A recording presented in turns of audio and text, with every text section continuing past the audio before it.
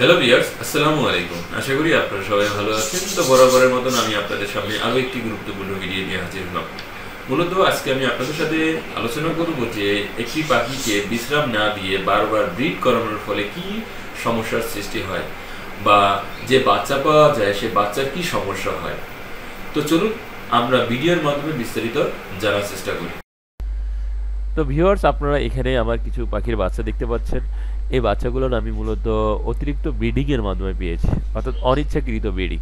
অনেক ইচ্ছা করে ব্রিড করায়, কিন্তু মূলত আমি যে বাচ্চাগুলো পেয়েছি সেটা হলো অনিচ্ছাকৃত ব্রিডিং, অর্থাৎ এরা বাচ্চাকে বড় করার সময় এরা আবার ব্রিড করে আপনার ডিম বাচ্চা দিয়েছে, সেখান থেকে পাওয়া হয়েছে।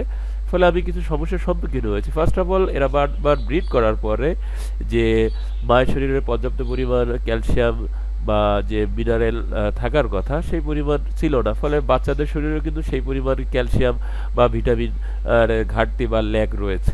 তো এই যে বাচ্চাগুলোর আপনারা দেখতে পাচ্ছেন, এই বাচ্চার বয়স প্রায় 2 মাস, এবং উপরে যে এই বাচ্চাগুলো দেখতে পাচ্ছেন এই বাচ্চার বয়স প্রায় 3 মাস, কিন্তু এরা যেভাবে ওড়ার কথা সেভাবে উঠতে পারে না, এরা শুধু খাঁচা বেয়ে বেড়াচ্ছে।